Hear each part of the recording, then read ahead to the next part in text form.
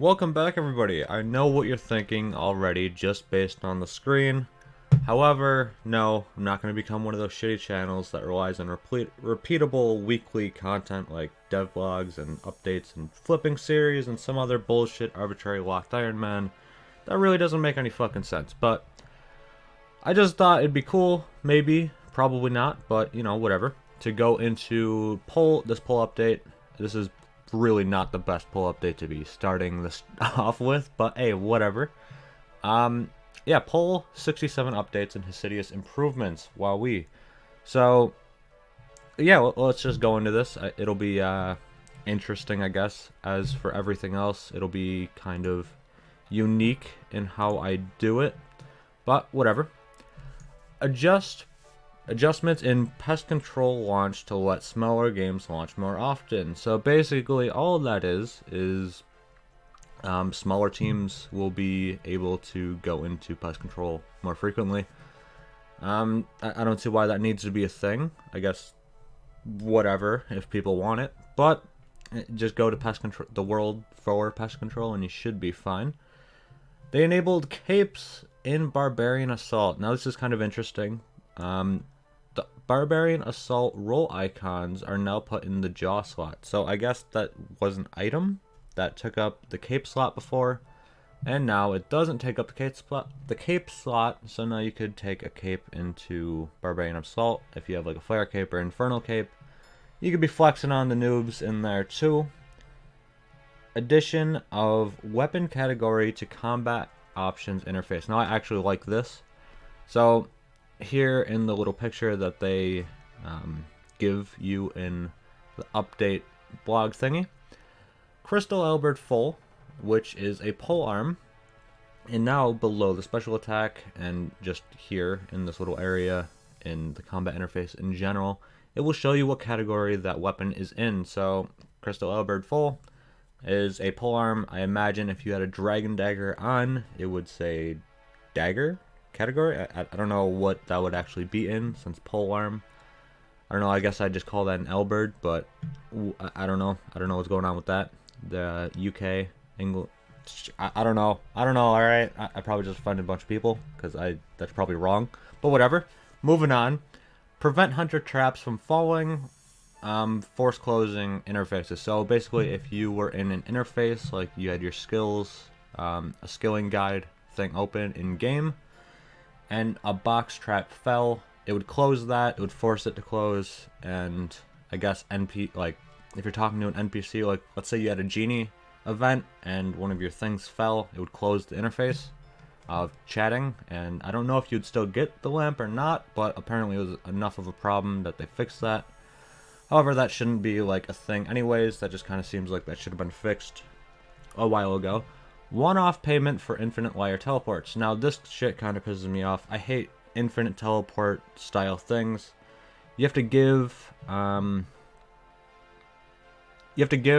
some dude at the wire a bunch of food, a bunch of raw sea turtles, manta rays, sharks, and bass, and it's I don't like the idea of infinite teleport things for like free, because essentially after you pay your 1,000 raw foods, it's free. Basically what I'm getting at is it's just not my thing. So next we have Hesidious improvements to try to make this part of Zaya better, but it's not gonna work since it's Zaya and it's shit. And it'll always be shit, but you know, whatever. An incorrectly placed range icon in the Hesidious house has been moved.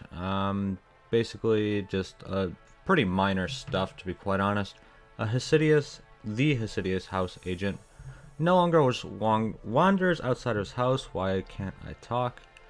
The mud under the Hesidious house portal is no longer the wrong shade of brown. That's an important one right there. That is a big update, and that's the kind of changes we need. Another big one, the music track The Forlorn Homestead now plays at the farming patches in Hesidious instead of Country Jig. That's another big one. The cow field in northern Hesidious is now multi-way combat. Nah, no one cares about that. So yeah, with the PvP poll, we also have two big ones I'll point out.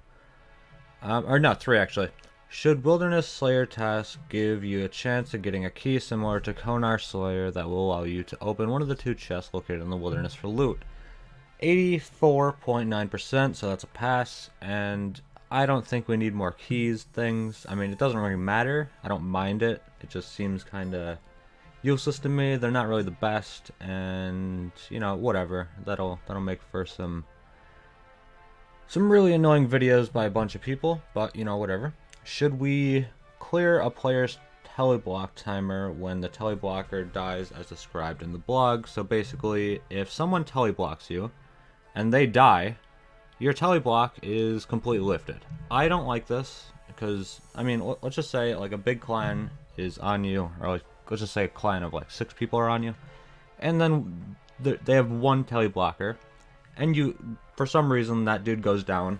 You're just like free to go. You're not teleblocked anymore. The whole clan, there's still 5 people on you, but that because of that 1 person who died, you're just fine to go.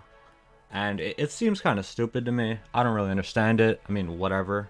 I don't really PvP much at all. However, I could see that being, you know, a little bit annoying. Kind of a good one. Should we have a toggleable kill-death ratio displayed in the HUD in PvP worlds, similar to how we display it in the Wilderness and Bounty Hunter? 91.7% pass, and by the way, the teleblock timer thing did pass with 85.5%. I don't think I said that. And that's pretty self-explanatory. It'll just show your kill/death ratio when you're in PvP worlds. Should we add a new Wine of Zamrock spawn in the Deep Wilderness that has a slightly faster respawn rate than the others, as described in the blog? 77.2% pass. This shit annoys me. We just keep adding like new shit to kind of cover up the problem, the current problem, because the only reason they're adding this is because the amount of bots at the other ones. It's like, oh well, if we just add some risk, there'll be less bots. No, just fucking fix the bot problem. There's so many bots. Everyone knows there's a problem, and this is why they're adding another one, because it's in the Deep Wilderness. Oh, bots aren't gonna go there. No, fuck off. Just fix the problem instead of masking it with more shit. This isn't needed.